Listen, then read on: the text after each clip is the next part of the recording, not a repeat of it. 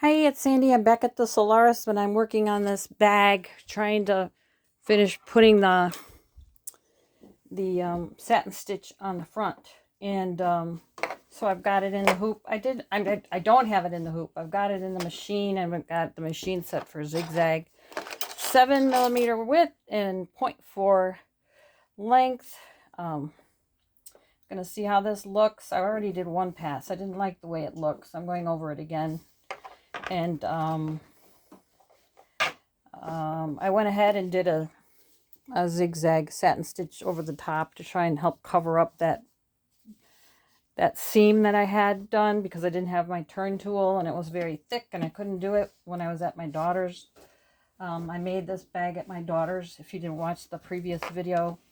And I only had a, let's see, it's a Janome,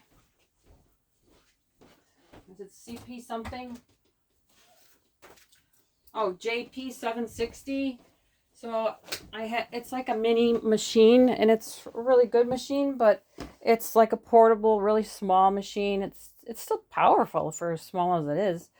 I was able to actually quilt this whole bag with it. It had a little bar in it, you know. So I actually, if I back up, I took this fabric and cut it. I only had 2 yards. And I cut it so that I would have enough to make the bag long enough to hold my very long quilting rulers, like 24-inch. And so I was just kind of going with the flow and just designing as I went.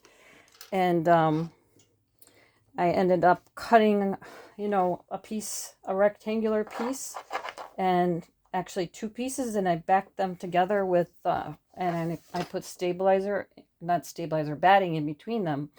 And that was even hodgepodge, because I had several pieces of long, narrow batting that I didn't want it to go to waste. So I pieced them together with zigzag stitches, and then after doing that, I lined them up to the rectangular pieces that I cut out for the bottom part of the bag, and then I quilted them. I started in the middle with a straight line, and then I used the little, there's like a little an attachment that you use. It's like an arm, and it comes out from the machine, and it rides just in the ditch of your last stitching. So then you can set it for however wide you want it, and just keep lining it up and stitching over by lining up that attachment in the ditch of the stitch and sewing the next row. And that's what I did on that little machine for this whole thing.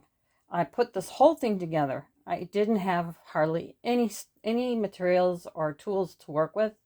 I didn't have my turnabout thing, you know, to turn out the handle, and it was super hard to do it because it was super thick.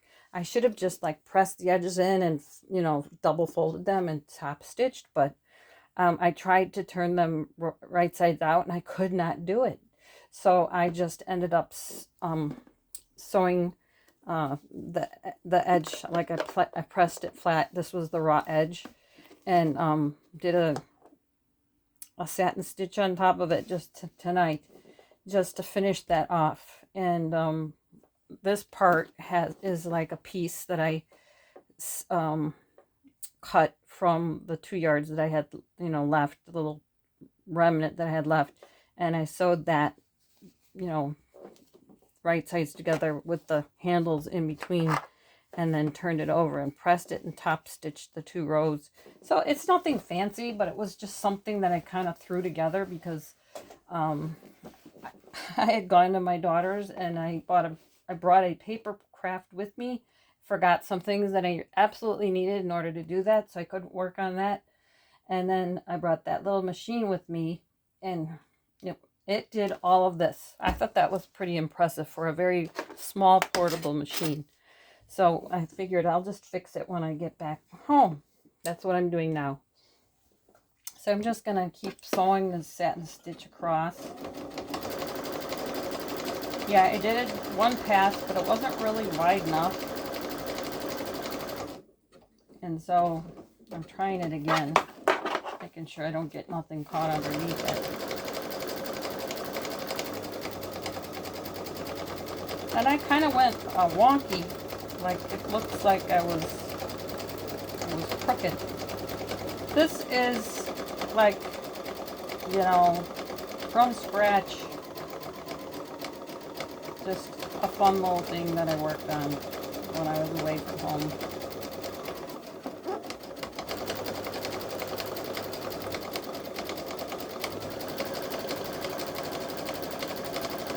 Yeah, for that little machine to do all that quilting, it was not easy, but it was possible.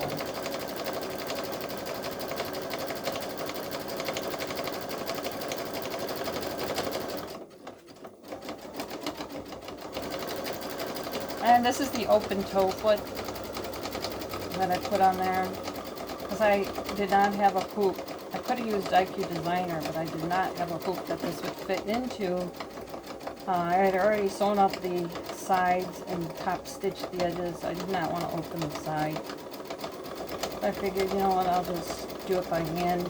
It's not that hard.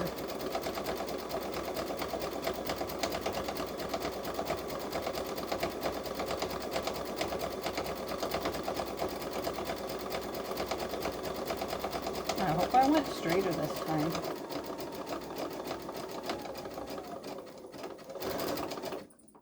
Okay, let's see how that looks. Oh, that's better. Much better. And I think I'm going to end that there because I have like a little bit narrower zigzag on the side. And then I'll do the bottom again. Looks like it's getting stuck. So I'll do that end stitch there and then cut it. So that looks better, looks straighter. A wider stitch looks good there. And I'm going to do bottom because it's just, the top is just slightly larger than the bottom. So bulky. Yeah. If I had all the equipment, it would have been much easier.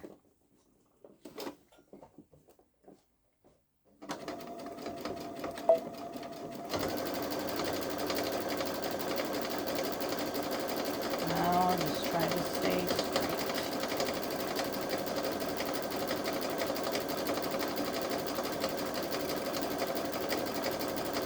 I'm standing up sewing. I have a stand-up desk because I have issues with my back and my knee, my neck.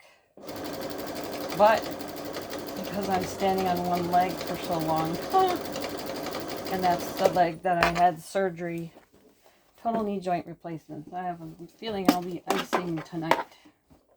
I wonder if you can see good. Hopefully you can. There.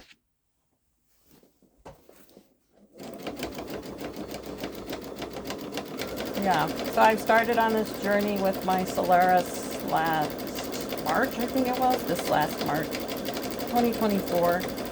And I just wanted to keep learning as much as I could about the machine.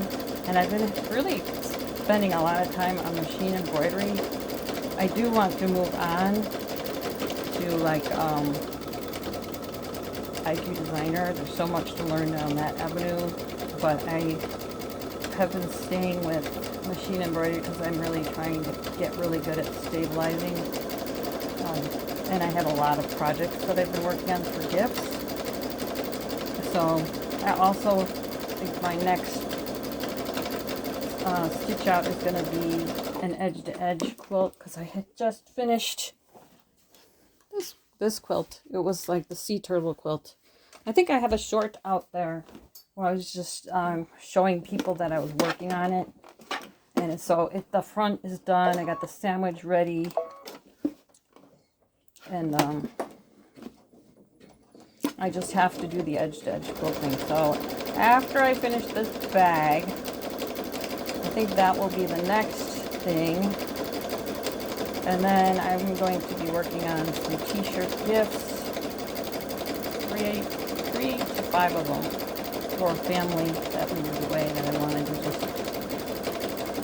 share that I appreciated them. Family members. Okay. There, that looks much better. So, if I can get this thing out and show you. So there it is. It's just a typical rectangular bag. And like I said, I'm going to use it to hold my rulers for when I travel, when I go to class, when I, if I go to a retreat. It's it's got, it's 2 layers of this fabric with batting in between and quilting on top.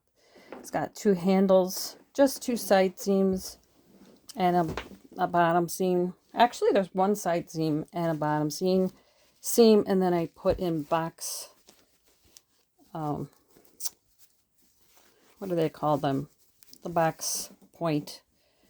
I don't remember what it's called, but it's just, you take a little tuck in the bottom corner of each of the corners of the bag, and then it turns into, it looks like kind of like a bag, like a real bag, not just a sack. So that's that, and here's the back. Yeah, I was gonna put rickrack or binding strips on the handles, but I just decided to do the zigzag. So here is this side, and here is that side.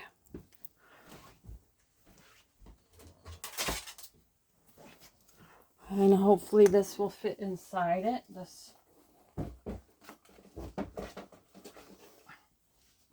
So it just fits, you know, and I've been putting it, there's my ruler, it just fits.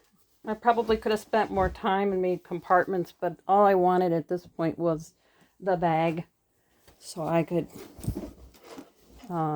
carry my rulers more safely and the things that are flat and bulky in this bag. So if you like what I'm doing, give the video a like, say hello in the comments, share the video, and subscribe for sure. So I'll be continuing my journey. Like I said, I think the next project is going to be edge quilting for this turtle quilt. There's the turtle, and we'll go from there. So thank you for watching.